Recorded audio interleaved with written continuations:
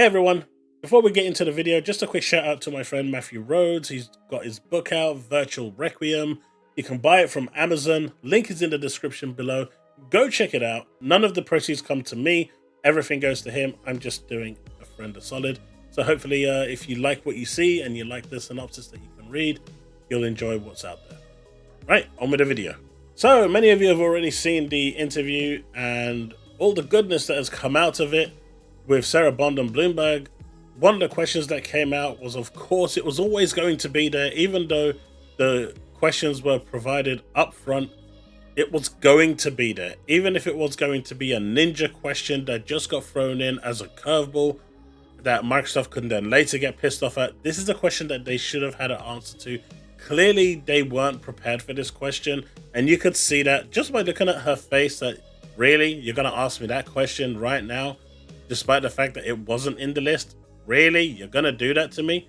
But she didn't really have an answer, and the response she gave was nothing more than a bunch of nothing. Now, obviously, people are mocking her for this, but I think she did the right thing by basically giving a convoluted nothing answer, because at the end of the day, if she hasn't been given any direction, going in the direction that she wants to go in probably isn't the wisest idea, because anything that she says that isn't correct, that could be held against her, will be held against her.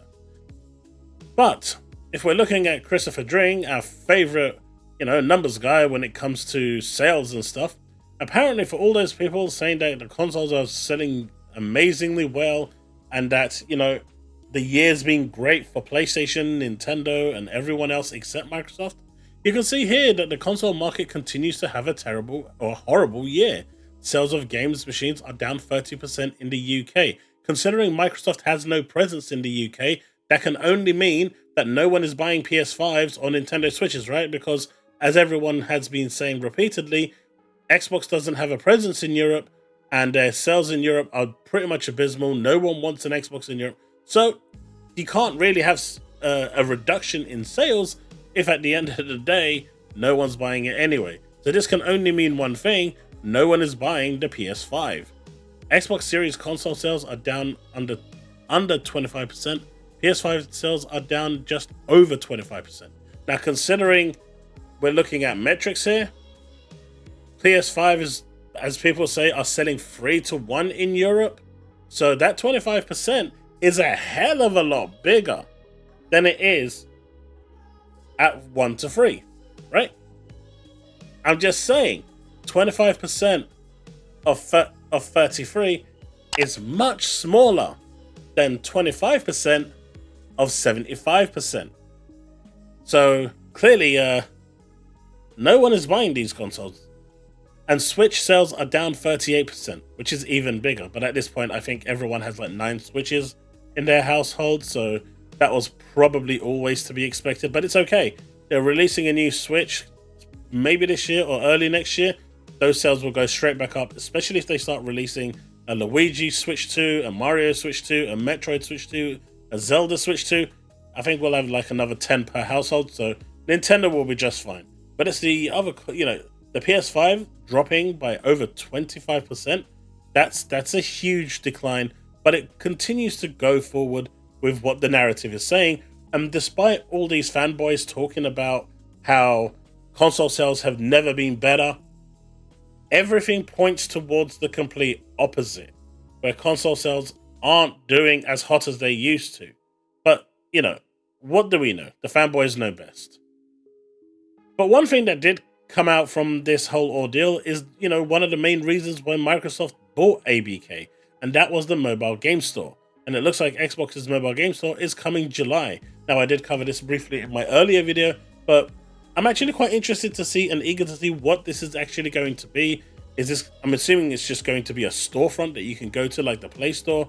How it's actually going to break into the economy and interrupt the duopoly that's currently going on with the App Store and the Play Store. Will it even have a chance? We've seen Microsoft attempt this multiple times. Are they going to remove what games they have from the Play Store and the App Store and push them over to the Xbox Mobile Game Store, which I don't think would be wise? But are future games that are coming to the Xbox Mobile App Store, are they only going to be exclusive to the Xbox Mobile Game Store, or are they going to be on the Play Store and App Store as well?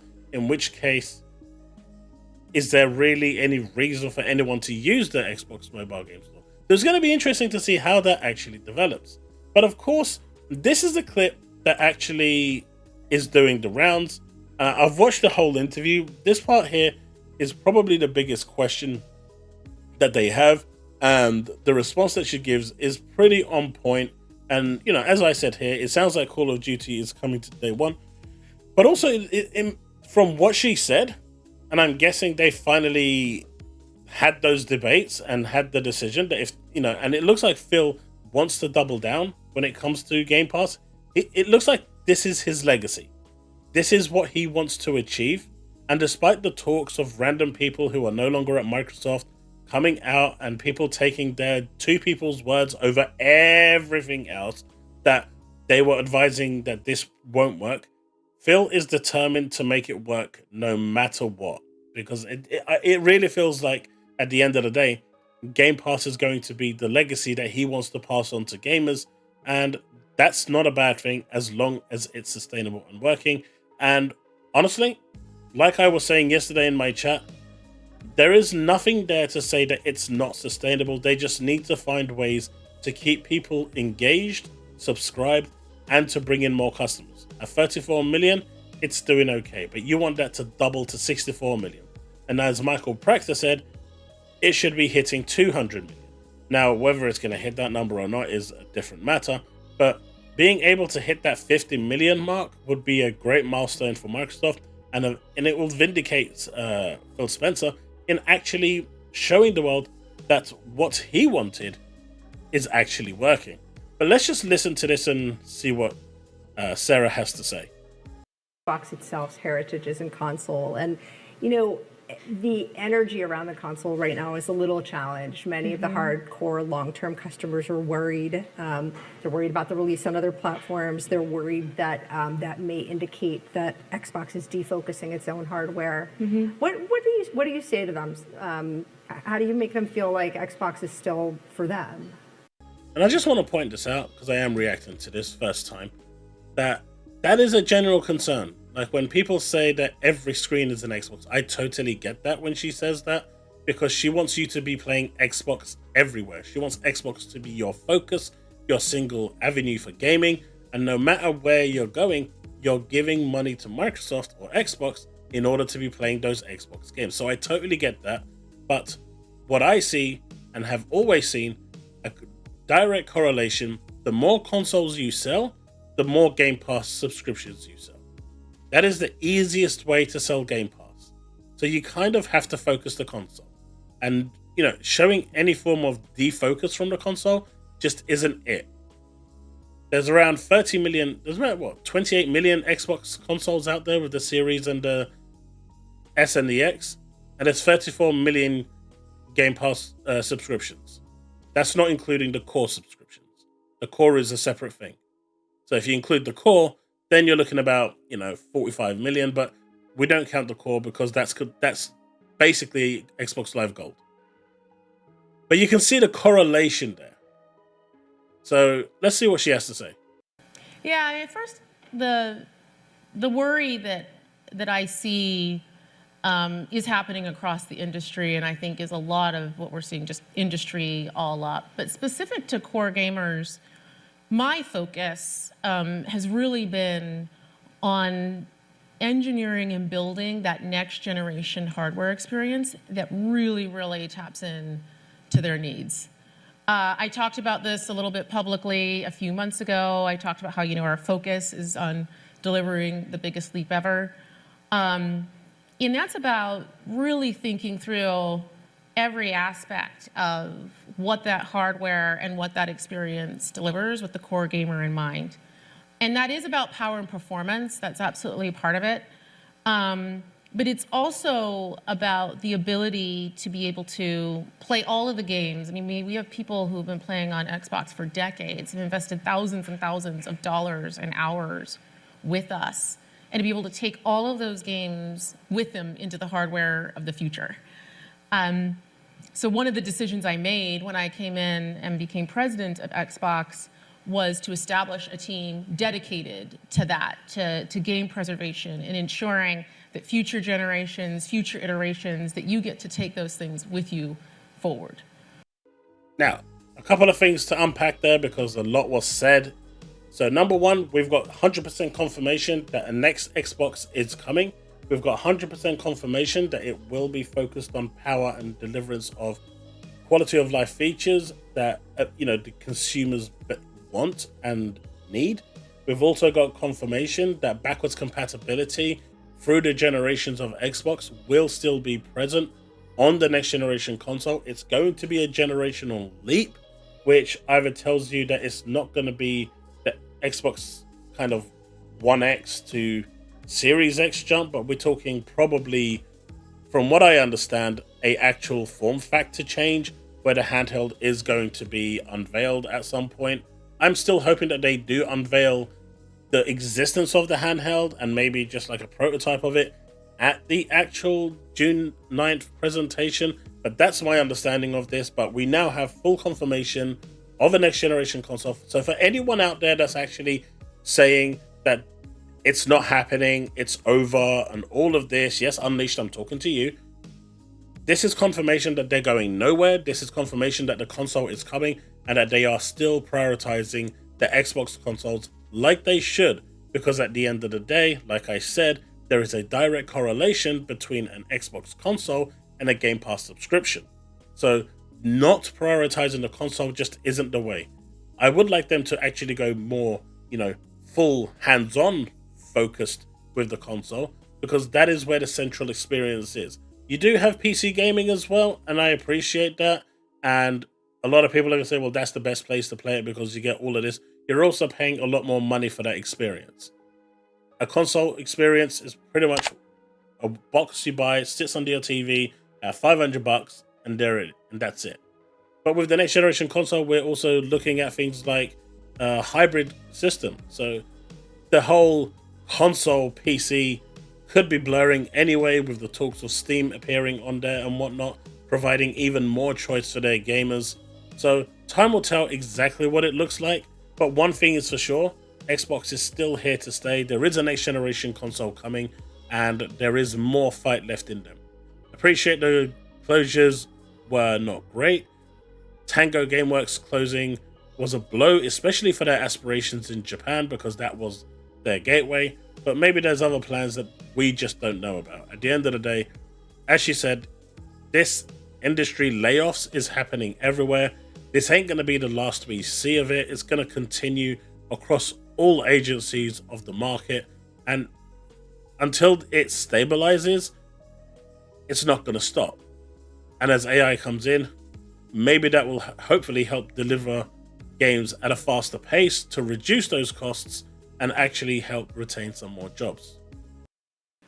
The next part of that is saying, okay, I get to bring those games with me. I'm invested in those games. I get an incredible high performance experience on my console, but also continuing our commitment to make sure that gamers can bring their games with them wherever they want to play.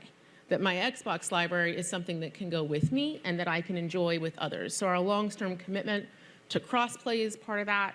And our commitment to cross-progression and cloud saves, so you can pick up on one device and you can play on another, is part of that.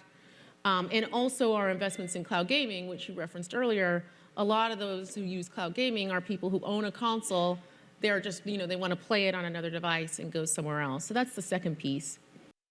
And that's actually a good thing. The whole cloud gaming allows you to have an extension to your overall experience.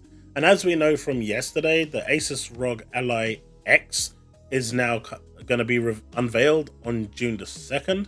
Now, the naming convention, a lot of people are saying, could be related to a partnership with Xbox, because we always see Microsoft showing the Asus ROG instead of the Steam Deck, because you can natively install Game Pass onto the Asus ROG. It runs Windows. So there is that symbiotic relationship there anyway. So maybe the actual Asus ROG X will have like a limited edition version or a custom version that actually has like an Xbox theme on it that could launch alongside, in time for this whole thing. And I don't know. It could be interesting. Obviously, that's just me speculating, but clearly what they want is for you to always be playing on the Xbox. Whether it's on the console, on a handheld, on your mobile, it doesn't matter as long as you're in the ecosystem and playing within that system. They just don't care. They want you playing Xbox. But they've also understood, and I hope they have understood, that the console is very paramount to that experience. And being able to play on a mobile gaming device or on your phone is just an extension of the experience and not the core experience. And that is exactly what she said here. And then the last piece is about Game Pass. We know our core users love Game Pass. Game Pass is a gaming subscription. You get a whole portfolio of games, but importantly, you get every single one of our games that we build day one in Game Pass. That's it. That's it. That's confirmation, regardless of what anyone says. That's right there is confirmation that Call of Duty and everything else is going to be day one. Microsoft is fully doubling down on Game Pass. At the end of the day, there is a big risk here with especially a game as big as Call of Duty going to Game Pass, and you are going to lose sales. But they are banking that a big game like Call of Duty is going to bring in 5-10 million subs, potentially.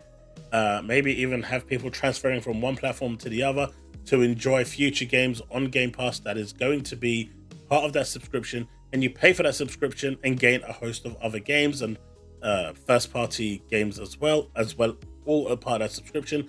On top of that, you'll also get that potentially for your PC as well. Well, you will get it for your PC. That's not going anywhere. So this is full confirmation that the whole slate, no matter what the game is going to be on Game Pass day one. Obviously, expansions are probably the enigma here, but in terms of the base game, it's all there. So Call of Duty confirmed, going to be day one on Game Pass. And the quality and the breadth of those games has only been going up over time, and you're going to see some more really big games going into Game Pass later this year. Big games they're talking about, well, Hellblade 2 is a big game, but that's already coming. But she said later this year, so we're talking Avowed, Indiana Jones, Call of Duty, potentially Diablo expansion. I know that just completely debunks what I said, but I think that's probably going to be a paid expansion. But there's going to be like big games coming, and maybe there's going to be some unannounced games that we don't really know that is due for this year that's going to be coming. Like Stalker 2, for example, is dropping this year, presumably. But maybe there's other games that we're going to find out on June the 9th, because we've been told that there's going to be a lot of games and a lot of surprises on June the 9th. So maybe there's games that we don't even know about that are ready to go that's going to drop this year and give Xbox a really, really good, rest of the year experience. We'll see. From Activision's across the whole slate, you're going to see some really amazing. So she said with Activision, and she said across the whole slate. That should confirm everything, and there should be no more discussion about this. That's it. It's done. They may have been having debates internally. They may have been having these discussions. It's perfectly normal, like I said in my stream yesterday. It's a big question, and it's a big undertaking, and if it backfires, it could hurt Microsoft. So having those discussions and debates is definitely a good thing. But this is confirmation across Activision, ZeniMax, everything, that is going to be day one, the whole slate. Now, whether these games also appear on other platforms after a year or 2 years, or if it's a live service day and date, at this point, I don't think it even matters. If you enjoy Xbox and you enjoy day one gaming with your Game Pass subscription, that is where you're going to get it. But if the game appears on another platform 2, 3, 5 years later, whatever. At this point in time, what you care about is the fact that the whole slate, day and date, is coming to Game Pass, making it the best deal in gaming. Period. Things. And keeping that as something that is really special for Xbox players is central for us. And it is special to them because this is Phil's legacy. Phil wants this to work. Regardless of how people see it, Phil wants this to work. Phil needs this to work. Because this is pretty much him in a nutshell. This was his vision, his ambition. And at the end of the day, no matter which way you look at it or how you look at it, he is going to do everything in his power to make this work, no matter what he has to do to get to that point. And I think this confirmation here is what Xbox gamers have wanted. They wanted, confirmation that Xbox is doubling down on consoles, and they are. They wanted confirmation that they're, doubling down with Game Pass, and day and date is still going to be a thing, no matter the game, no matter the size. And they did. And they wanted confirmation that, they are looking at the future of Xbox and committing to that future of Xbox. And in my opinion, that's what this did. So it kind of answered all three of those questions. Now, when we were saying that they need to come out and make, a statement, talk about it, and let people know what they want, as far as I'm concerned, this has cleared all ambiguity. But that's me, that's my thoughts. And as we can see here, Insider Gaming is already there. Sarah Bond confirms every first-party game will still launch on Game Pass, including Call of Duty. But they said Call of Duty wasn't... No one said it wasn't releasing, True Gaming. At the end of the day, they said that they were having a debate as to whether it should be. Just like we were having it yesterday, there are pros and cons to this, and if it flops, and if it fails, and if it undersells, and they don't gain those subscriptions, we will be having a very, very different conversation this time, 6 months later. So hopefully it's going to go the way we want it to. Hopefully they'll gain those Xbox subs. The PlayStation fans are going to continue funding that game like they do, because they like making Xbox games their #1 seller, because, they love Xbox games. They can't do without them. If you looked at the EU and UK charts, you can clearly see that the most purchased game was Sea of Thieves, and they absolutely love it. It was higher than Stellar Blade and Helldivers. That should tell you everything, right? They absolutely love Xbox games. They want it. They just want it on the PlayStation and not on the Xbox. So, as far as I'm concerned, that was that, and that should be finished. And hopefully we'll now can push forward to the 21st, enjoy Hellblade 2, and then push forward to June the 9th and see exactly what this showcase is all about. Right, that's it. Thanks so much for watching, and I'll see you in the next one. Don't forget to hit that like, subscribe, hit that bell to stay up to date with all content I release, and I'll see you in the next one.